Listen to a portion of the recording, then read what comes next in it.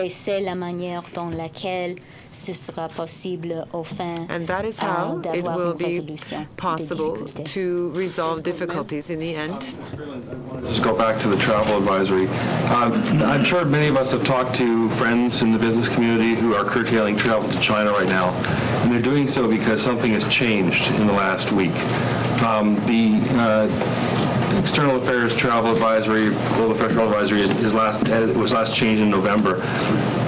You were saying earlier that you seem to be saying that you think that the travel advisory, as currently written, captures the events such as what has befallen Michael Kovrig. So I wanted to be clear. Are you saying that you already are warning Canadians in the current travel advisory? It may be hard to read, but that they can be abducted arbitrarily and then some retribution for the abduction of the arrest of Miss Meng?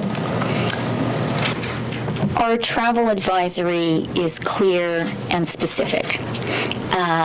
And it states that Canadians should, and I'm quoting, exercise a high degree of caution in China. That has been the advice for some time. That is advice that Canadians should heed. It's obviously the decision of every Canadian to choose whether to travel to China or not. We do take seriously our travel advisories. We are constantly evaluating them, and Canadians, before traveling anywhere, should look on our website to see what the current travel advisory is. So what is the likelihood you're going to update the travel advisory in the next day or two? You know, Steve, that I don't make predictions. Keep looking at our website. That's what Canadians should do anyway, any time they travel. Josh Wingrove, Bloomberg. Talk about a lot of the relationship with China. Have you spoken with U.S. counterparts about this or made any requests for more information, or that they even withdraw this? Because the U.S. request seems to be putting Canada in an impossible position. And President Trump's comments would indicate there could be some kind of gambit here to use the Canadians as a proxy of the trade war that he's mounting with China. I have spoken with Secretary Pompeo about this situation. I've already commented on the comments we've heard about this from the U.S., and I will just reiterate what the Prime Minister said earlier today, which is what we're responsible for is not the behavior of other countries. What we're responsible is how Canada behaves. Canada is a rule of law country. That is extremely important to our government. I think in the world today, where the rule of law is under threat in some parts of the world, being a rule of law country is more important now than ever. And what I can commit to for Canadians and for our partners around the world is that Canada will very faithfully follow the rule of law. Your officials also said that Mr. Kovrig was arrested in Beijing, but we do not know his whereabouts now. Canada was not notified for 48 or so hours, and that you still don't know the charges. Canada offered fairly quick access to Ms. Meng, the Chinese authorities. What do you make of that? It seems pretty outrageous that the Chinese would delay notification and still have not told Canada where Mr. Kovrig, where your employee is, what his health status is, and what charges he's facing. Well, there are sort of two elements to your question, Josh. The first is Canada's treatment of Ms. Meng and our informing of the Chinese authorities of her detention. And as I said, we really believe in being a rule of law country, and it was important for us to promptly inform Chinese authorities of her detention, which we did, and to promptly grant China consular access to Ms. Meng, which we did, and also for her to have full access to due process and to the impartiality and the fairness of the Canadian legal system, which she has had and which she will continue to have. It's our job as Canadians to do that. We have done that, and we're going to continue to do it. When it comes to Mr. Kovrig, as I've said, we're very concerned, and I really want to come back to the reality that this is a Canadian. He is someone who has family, who has people who care about him, including quite a moving piece in the Toronto Star today about him by someone who knows him. As an employee of Global Affairs, many people in the department know him personally. We are very personally concerned about Mr. Kovrig. We have expressed that concern directly to Chinese authorities, and we are in direct personal contact with his family.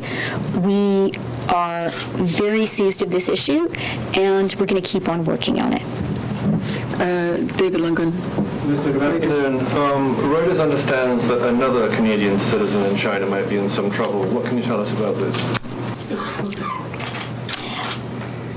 We are aware of a Canadian who got in touch with us because he was being asked questions by Chinese authorities. We have not been able to make contact with him since he let us know about this. We are working very hard to ascertain his whereabouts, and we have also raised this case with the Chinese authorities. We are in touch with his family. Secondly, you said that countries seeking to have citizens extradited to them should not politicize the situation. To what extent do you consider that President Trump's remarks to us yesterday did in fact politicize this process? As I said, with regard to remarks that have been made, in the first instance, it will be for Ms. Meng's lawyers to judge whether it is pertinent for them to refer to remarks made by any officials in their defense of her. It will then be up to Canadian judges to determine the relevance of any submissions by Ms. Meng's lawyers. Our Attorney General has issued a very clear statement about how seriously she takes extradition proceedings and where her responsibilities lie. And she has been very clear in that statement that she may be called upon to make a judgment in the event that a Canadian court, at the end of the process, judges that a legal threshold for extradition has been met. At that point, there will be a judgment for Canada's Attorney General to make. That is a very serious judgment, and she has laid out very carefully and I think very well the situation. I do think that it makes a lot of sense for Canada to have an extradition treaty with the United States. They are our neighbor.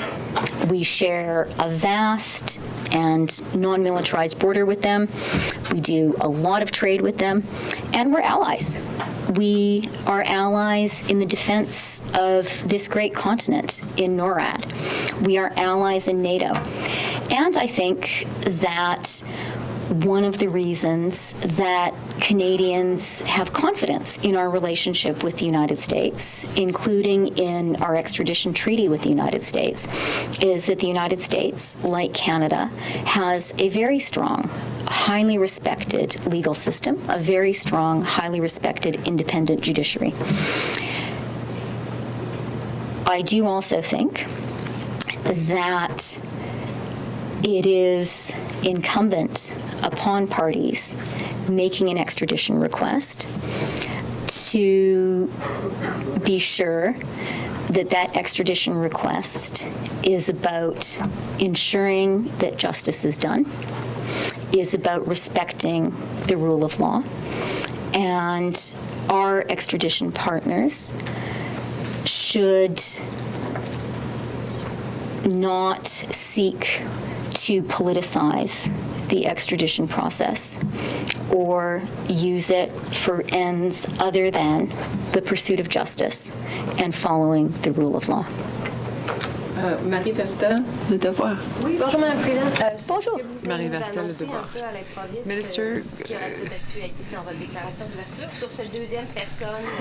you spoke about the second person who contacted you in China. Can you tell us a bit more? What seems to have taken place? Was it an employee? Was it a tourist? Was it a business person? I don't want to say anything more at this time. C'est une situation personnelle. Because it's a personal situation. Peut-être délicate. It may be a delicate situation. Je veux respecter cet individuel And et I sa want famille. to respect the privacy of that individual and that individual's family. And then my follow-up is in regards to the fact that Mr. Kovrig is a former diplomat or diplomat on leave. You said that part of the equation was relevant in answer to my colleague's question. Can you elaborate on what you mean by it's relevant? Perhaps there's a symbol to arresting someone like that? So as to the second individual, I was precise and complete in my answer to David, which is to say that we were in touch with a person who was being asked some questions by Chinese authorities, and we have not, since that moment, been able to ascertain the whereabouts of that person.